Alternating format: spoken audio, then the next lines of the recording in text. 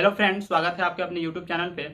और बहुत दिन से वीडियो नहीं आ रही थी। इसका वजह यह था कि अभी एग्ज़ाम चल रहा है और एग्ज़ाम की वजह से जो है वीडियो नहीं आ पा रही थी। तो फिर भी चलिए आप लोगों के लिए एक नए टॉपिक के साथ हम लोग हैं। और आज से हम लोग मॉडर्न हिस्ट्री शुरू कर रहे हैं। और मॉडर्न हिस्ट्री में मेरा पहला टॉपिक है यूरोपियों का आगमन।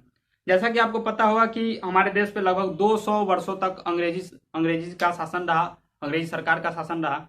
तो उसमें केवल अंग्रेज ही नहीं थे, अर्थात उसमें केवल इंग्लैंड ही नहीं थे, उसमें पुर्तगाली भी थे, डच भी थे, डेन भी थे, फ्रांस भी थे, स्पेनिश भी थे। तो बहुत सारे देश यानी कि यूरोपीय कंट्री के जितने भी देश थे लगभग देश यहाँ पे भारत में आए और व्यापार कर रहे थे। तो उसी कड़ी में शुरू होता है और कैसे कैसे व्यापार हुआ और उसके बाद कैसे यहाँ पे शासन स्थापित हुआ। तो इस तरीके से मतलब आगे बढ़ते चलेंगे और जितना भी टॉपिक होगा मॉडर्न हिस्ट्री पूरा कवर होगा। आप लोग बिल्कुल भी फिक्र नहीं कीजिएगा। चलिए, तो आज मेरा जो टॉपिक है वो फर्स्ट आएगा, चूंकि यूरोप हम देख रहे हैं कि यूरोप भारत में आए कैसे, इसका टॉपिक है। और उसके संदर्भ में कुछ इंट्रोडक्टरी देखेंगे। उसके बाद जो कुछ क्वेश्चन बन सकता है पीटी के दृष्टिकोण से, वन लाइनर दृष्टिकोण से, उसको देखेंगे। तो चलिए, मेरा टॉपिक है यूरोपियों का आगमन। एक चीज और क्लियर कर दूं कि कल मैंने नोट पे ही पढ़ा दिया था, तो उसका वजह था कि ऐसे टाइम नहीं मिल पा रहा था उस पर, थोड़ा कि पहले से ही लिखा हुआ था और ज़्यादा एक्स्ट्रा टाइम भी नहीं लगता उसमें, तो इसलिए मैंने नोट्स पे ही पढ़ा दिया था। लेकिन अब फिर से जो है बोर्ड पे ही कंटिन्यू आएगा। तो कल मैंने थोड़ा बहुत बता दिया था लेकिन उसको रिकॉल करते हुए चलेंगे।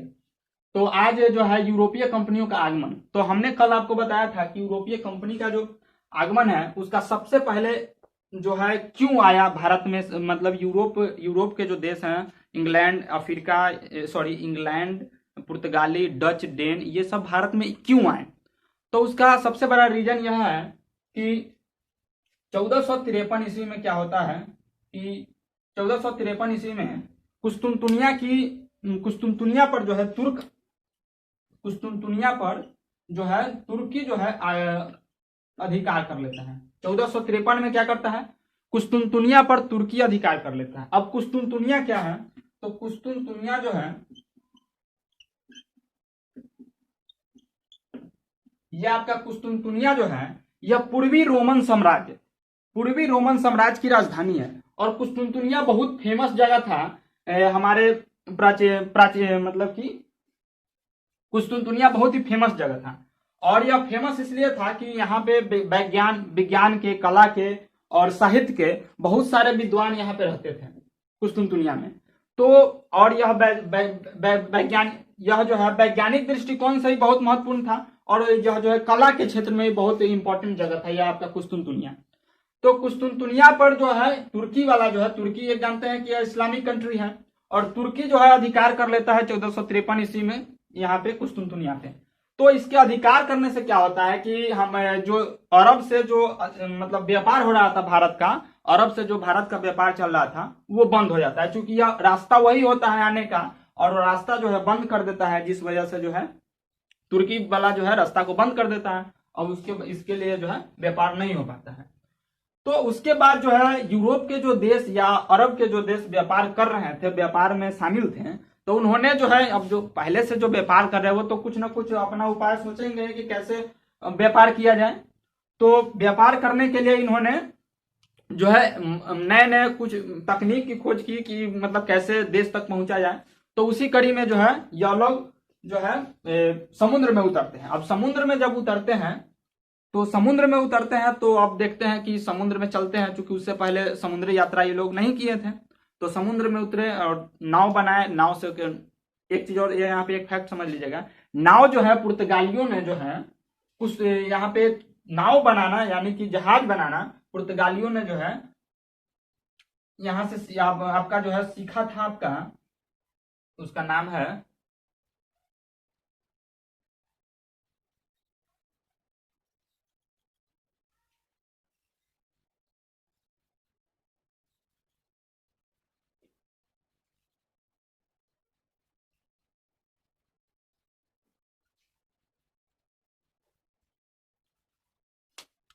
तो नाव बनाना जो है यहाँ पे तो यानी कि पुर्तगाली जो है नाव बनाने का जो है जो सीखते हैं वो सीखते हैं आपका इटली से।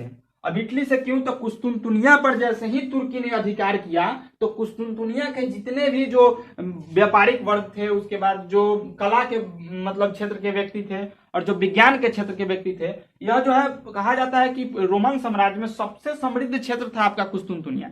तो कुस्तुनतुनिया के जो जितने व्यक्ति थे, जो जानकार व्यक्ति थे, वो यहाँ से निकल जाते हैं और चले जाते हैं इटली में। और जब इटली में जाते हैं तो जरा एक चीज बताइए कि जब इटली में जाएंगे तो उनके साथ साथ उनका व्यवहार विचार सब जाएगा। तो व्यवहार विचार जाएगा तो एक्चुअली वो लोग जो थे वो अच्छे वैज्ञानिक थे, साइंस के जानकार अच्छे थे, कला के जानकार अच्छे थे, व्यापारिक वर्ग के जानकार अच्छे थे। तो उन्होंने जो है शरण लिया इटली में।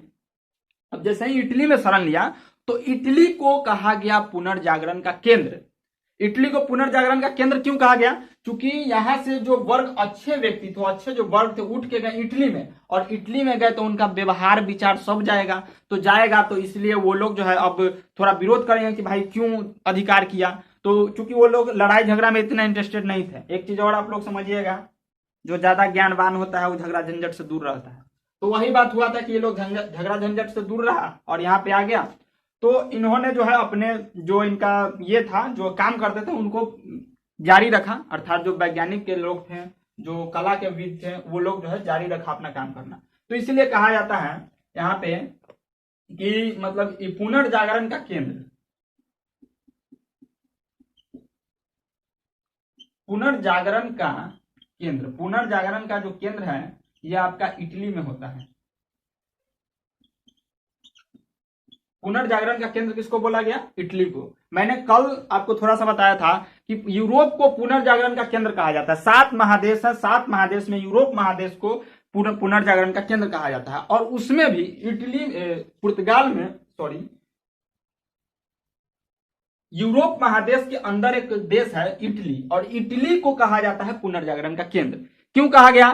क्योंकि जैसे ही तुर्की ने अधिकार किया कुस्तुनतुनिया पे, कुस्तुनतुनिया बहुत फेमस था। किस लिए फेमस था? क्योंकि यहाँ पे कलाविद रहते थे, कला के अच्छे जानकार थे, विज्ञान के अच्छे जानकार थे, उसके बाद से कह दे आपका वाणिज्य के अच्छे जानकार थे।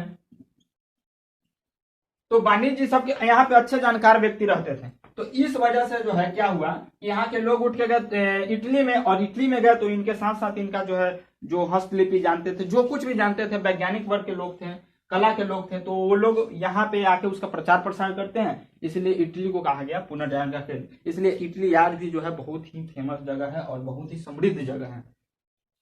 तो इतना चीज आप लोग समझ चुके हैं। आगे हम लोग देखते हैं। तो अब एक चीज समझ गए कि क्यों आए व्यापारी। चूंकि जो है तुर्की जैसे ही 1453 में पूर्वी रोमन साम्राज्य पे कब्जा कर लेता है, तो उसके बाद क्या हुआ कि वहां के जो व्यापारिक वर्ग थे उन्होंने दूसरा रास्ता तलाशना शुरू कर दिया। तो उसी क्रम में जो है वो उतरते हैं किसमें? महासागर में, और महासागर से खोज करने निकलते हैं देशों की। क्योंकि उससे पहले वो व्यापार करते थे स्थल मार्ग से, तो स्थल मार्ग बंद हो गया तुर्की के अधिकार करने से। तो अब वो निकले और निकलते हैं महासागर में। तो आप लोग जानते हैं कि महासागर कितने हैं? महासागर कितने हैं आप लोग? मुख्य रूप से महासागर कितने हैं? 4 हैं। कौन कौन है? प्रशांत महासागर लिख देते हैं हम यहाँ पे, प्रशांत महासागर, दूसरा आपका हिंद महासागर, तीसरा आपका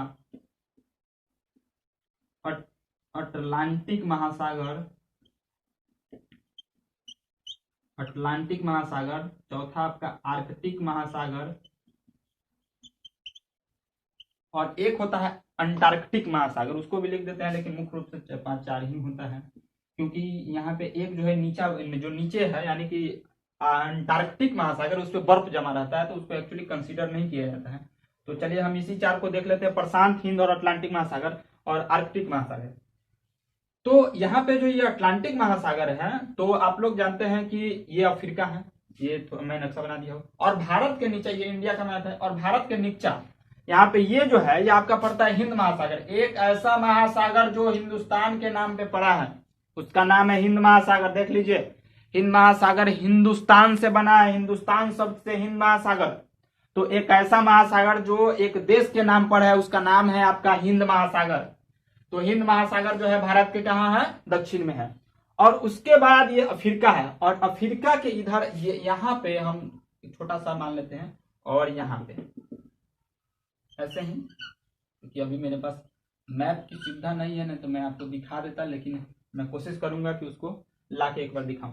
तो ये आपका अफ्रीका है, अफ्रीका महादेश है, और ये आपका जो है ये बीच में जो है आपका पड़ता है अटलांटिक महासागर। क्या पड़ता है? अटलांटिक। आप लोग एक चीज यहाँ पे गौर कर लीजिएगा, प्रशांत महासागर सबसे गहरा और सबसे ज्यादा वाटर वाला, सबसे ज्यादा पानी वाला जो है ये महासागर है।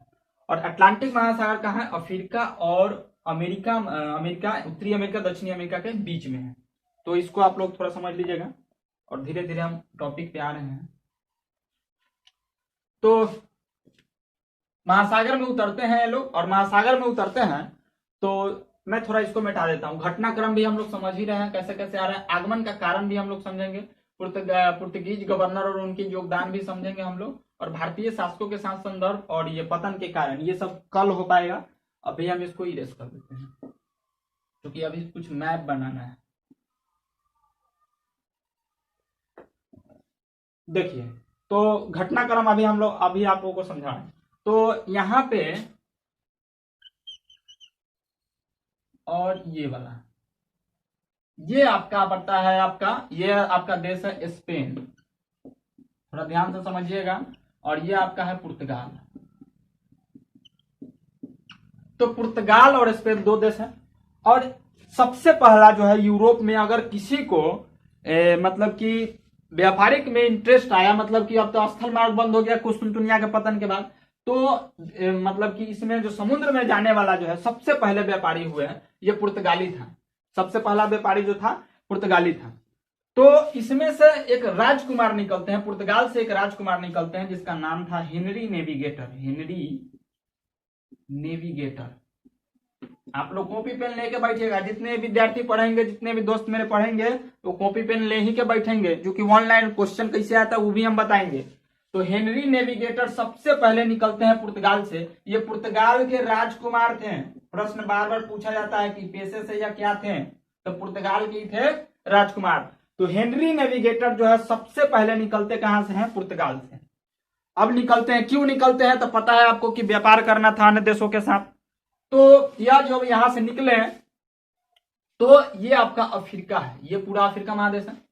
तो यहां से निकले, और इस बीच में आपका यहाँ जो है ये सब पड़ता है आपका कौन सी अभी बताए हैं, ये पड़ता है आपका अटलांटिक महासागर। तो यहां से निकले और समुद्र है, ये सब समुद्र है। तो समुद्र के यहां से जैसे ही निकले तो यहां से यहीं तक पहुंचे। देखिए यहां तक पहुंचते हैं, ये एरिया है, यहां तक पहुंचते हैं, यानी कि अफ्रीका तट पर आते हैं और उसके बाद लौट जाते हैं। लौट क्यों जाते हैं? क्योंकि उस समय तक कोई निकला नहीं था भाई समुद्र में और दूसरा देश की खोज करने के लिए। अब इनको लग जाता है भय, या फिर कोई कारण रहा होगा, लेकिन ये यहीं तक आके लौट जाते हैं। क्यों? क्योंकि इनको लगता है कि अब कुछ नहीं हो सकता, इससे आगे नहीं है कुछ नहीं है, इससे आगे जाना उचित नहीं है। अब यहां आके लौट जाते हैं और एक इंपॉर्टेंट काम करके जाते हैं कि यह जो है यहां तक का मैप तैयार कर लेते हैं। यहां तक का मैप की कैसे कैसे है उसका मैप ही तैयार कर लेते हैं। कौन? Henry navigator. तो हेनरी नेविगेटर निकलते हैं पुर्तगाल से, यहां तक का मैप तैयार कर लेते हैं, लेकिन इससे आगे ही नहीं बढ़ते हैं। तब पूछेगा प्रश्न कि कौन सा नाविक था जो पुर्तगाल के कौन सा नाविक था जो अफ्रीका महाद्वीप का तट पर आके और लौट गया था? तो हेनरी नेविगेटर। वो पेशे से क्या था? क्या था? राजकुमार था वहां का, राजकुमार। वहां का क्या था? पेशे से ही क्या था? राजकुमार था। अब दूसरा जो है आपका आता है बार्थोलोमियो डियाज। दूसरा जो है यहीं से फिर निकलता है एक और, एक तो यहाँ पे समझ गए, एक यहाँ पे ये है, दूसरा निकलता है आपका बार्थोलोमियो डियाज। बार्थोलोमियो डियाज भी आता है और कुछ खास नहीं करता है, ये भी घूम के जो है चल जाता है वहां से आगे। लेकिन यह जो है एक और महत्वपूर्ण काम करता है कि यह यहां तक तो आता है, लेकिन इसके आगे तक भी पहुंच जाता है। ये एरिया से ही धरे धरे जो है यहां पे पहुंच जाता है। Cape of Good Home. प्रश्न बहुत बार पूछा गया है, आप लोग पीटी का प्रीवियस ईयर क्वेश्चन किसी भी एग्जाम का देखिएगा खोल के, प्रश्न उसमें इस प्रकार से पूछा गया है कि कौन सा नाविक था कौन सा नाविक था जो केप ऑफ गुड होम पर पहुंचा था? तो कौन सा हो जाएगा? Bartolomeu Diaz. बार्थोलोमियो डियाज जो था वो यहां से निकलता है, ये इसी रास्ते का अनुसरण करते हुए, और फिर यहां से यहां तक पहुंच जाता है Cape of Good Home. Cape of Good Home यह जो है यह आपका दक्षिण अफ्रीका है। यह देश आपका कौन सा है? दक्षिण अफ्रीका है। कौन सा महादेश है? अफ्रीका महादेश है। दक्षिण अफ्रीका के केप ऑफ गुड होम तक पहुंचता है। अब यहां तक पहुंचता है, हमको पहुंचना है भारत तक। अभी देखिए हम लोग यहीं पर आए हैं। उसके बाद एक अन्य नाविक हुए जिसका नाम था, नाम तो आप लोग जानते ही होंगे, क्यों? क्योंकि वही ना भारत में पहुंचा था। तो उनका नाम था बास्को। यहाँ पे लिख देते हैं बार्थोलोमियो डियाज। बार्थोलोमियो, थोड़ा जल्दी जल्दी करते हैं। Bartolomeu Diaz. अब ये दूसरा पर था। अब तीसरा एक और निकलता है। कहां तक पहुंचा? तट के खोज किया। यहां पे समझिए, तट के खोज किया ही। ये क्या किया? केप पहुंचा, Cape of Good Home. Cape of Good Hope. अब ये जो है अगला जो है 3 नंबर पर, 3 नंबर वाला कौन है जो भारत में पहुंचा था? Vasco da Gama. कौन है? Vasco da Gama. बास्को डिगामा जो है पहुंचता है यहाँ पे, यहां तक तो इसी रास्ता के अनुसरण करता है, और यहां से ही फिर ऐसे ऐसे ऐसे पहुंच जाता है भारत में। भारत में ही पहुंचता है आपका 1498 ईस्वी में। कौन? यही आपका पहुंचता है वास्को डिगामा। वास्को डिगामा पहुंचता है आपका 1498 ईस्वी में। और भारत में जो उस समय राजा रहते हैं यहाँ पे, यह पहुंचता कहां पे है? किस तट पर पहुंचता है? वास्को डिगामा पहुंचता कहां पे है? भारत में। और भारत में जो वहां का राजा है उस समय वो है जमोरीन। जमोरीन वहां का राजा है। तो भारत में पहुंचा। अब भारत में पहुंचा तो इनका उद्देश्य तो आपको पहले ही पता है, मैंने चर्चा भी किया था कि इनका उद्देश्य क्या था। इनका एक ही उद्देश्य था कि हमको व्यापार करना है। चूंकि व्यापार करने के लिए इधर उधर भटक रहे थे, तब व्यापार करना है।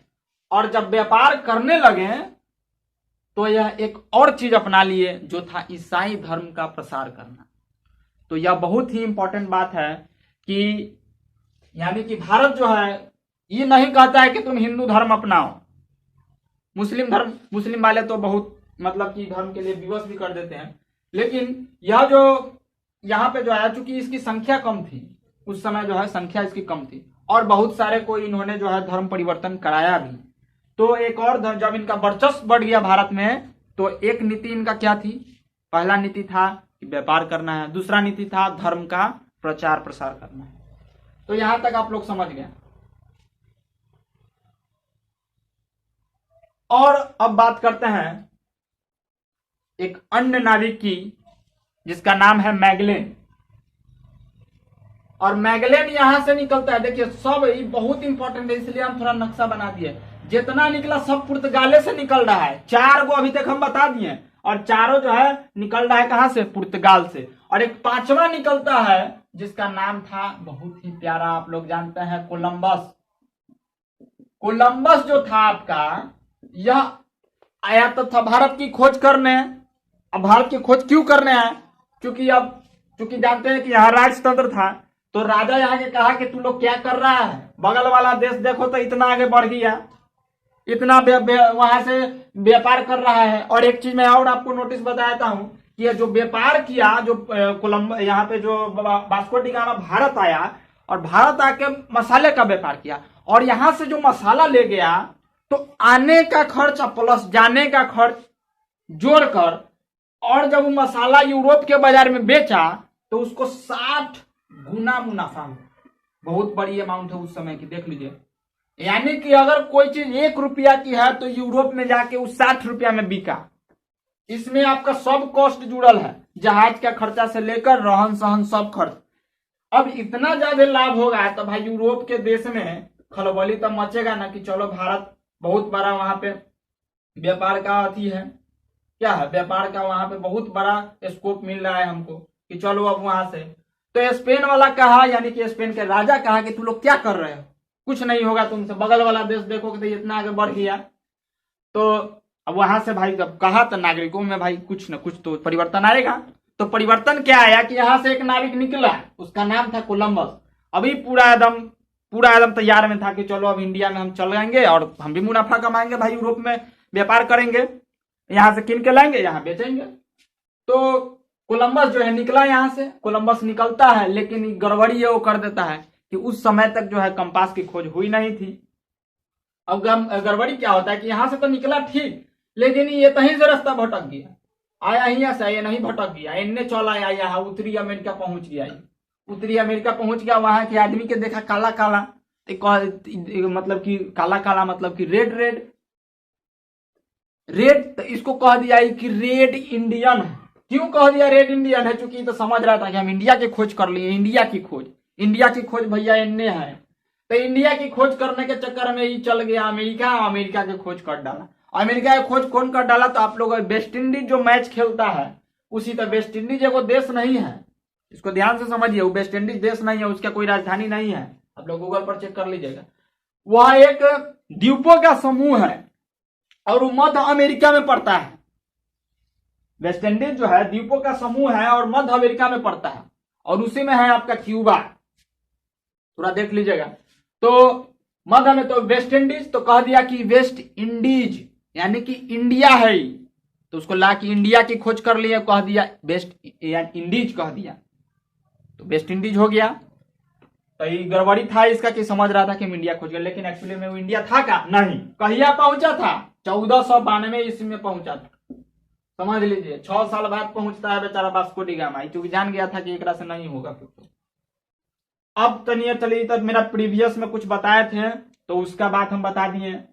तो यहाँ पे घटनाक्रम कैसे कैसे आया से समझ गए।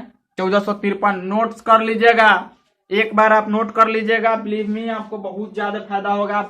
क्वेश्चन प्रीवियस ईयर देखिए, आपको पता चलेगा। घटनाक्रम समझ गए। घटनाक्रम में थोड़ा सा रिवीजन कर लीजिए। घटनाक्रम क्या है? 1453 में जो है तुर्की ने अधिकार कर लिया किस पर? कुस्तुनतुनिया पर अधिकार कर लिया, इसलिए व्यापारिक मार्ग अवरुद्ध हो गया। अब चाहिए यूरोप को चाहिए कि हम देश से व्यापार करें, जो देश से व्यापार कर रहे थे, तो अब चूंकि रास्ता बंद कर दिया तुर्की वाला, मुसलमान से ऐसा खतरा होता है तो वो बंद कर दिया कि हम नहीं जाने देंगे। अब नहीं जाने देंगे तब कह दिया क्या कि नहीं जाने देगा, तो ये लोग के भाई कहा कि चलो दूसरा रास्ता देखते हैं। दूसरा रास्ता में अब चलो, अब चल दिया, ये सब शुरू कर दिया, महासागर में उतर गया। महासागर में उतरा तो चल दिया इनने भाई, घूमते घूमते इतना खोज किया। देखिए तनका दिन का खोज नहीं है, यहाँ पे जो है 1486 में पहुंचता है। तनका ध्यान से समझिए, बहुत दिन का ये लंबा चौड़ा उपाय है, लगभग 20 साल लग गया था, क्योंकि उस समय उतना जागरूकता नहीं था और ना उतना टेक्नोलॉजी था जब पहुंचेगा आदमी।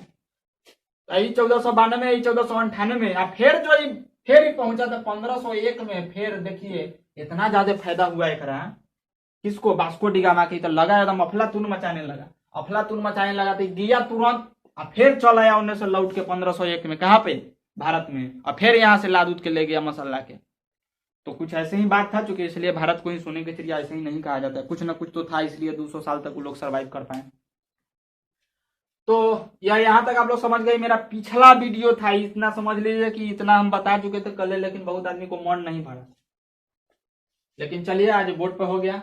अब यहाँ पे घटनाक्रम समझ गए, आगमन के कारण भी समझ गए, व्यापार करना और ईसाइयत का प्रचंग। अब हम लोग एक टॉपिक और समझ लेते हैं, पुर्तगीज गवर्नर और उनके योगदान। अब सबसे पहले कौन है आप देख रहे हैं? 4 को यहाँ लाइन बनाए हैं, 1 2 3 4, चारों के यहाँ नामों लिख दिए हैं, एक और छूट गया है बेचारा। मैगलन के बारे में भी थोड़ा बता देते हैं। मैगलन जो है, चौथा का नाम था मैगलन। मैगलन जो है, ये मैगलन क्या किया था? मैगलन चला भारत के खोज में, लेकिन ये पहुंच गया कहाँ? दक्षिण अमेरिका में। अब दक्षिण अमेरिका में पहुंचा तो जो तट पर पहुंचा उसका नाम पड़ गया मैगलन तट। आज आप देखा कि भाई महासागर है, महासागर बहुत शांत था, बहुत गहरा था, तो कह दिया कि ये जो तट है इसका नाम हो गया मैगलन तट, क्योंकि मैगलन तो उसी खोज किया था वही। और जब महासागर देखा कि भाई बहुत शांत है, तो शांत है तो मतलब कि प्रशांत महासागर, तो यानी प्रशांत महासागर की खोज भी मैगलन ने किया, और साथ साथ मैगलन तट की खोज भी मैगलन ने किया। मैगलन तट कहाँ स्थित है? दक्षिण अमेरिका में स्थित है। तो ये समझ गया, दक्षिण अमेरिका में स्थित है आपका। तो इतना चीज आप लोग समझ गए होंगे भली भांति। अब हम लोग आज का टॉपिक समझ लेते हैं, पुर्तगीज गवर्नर और उनके योगदान। तो इसको हम थोड़ा इरेज करते हैं ताकि और बेहतर समझ में।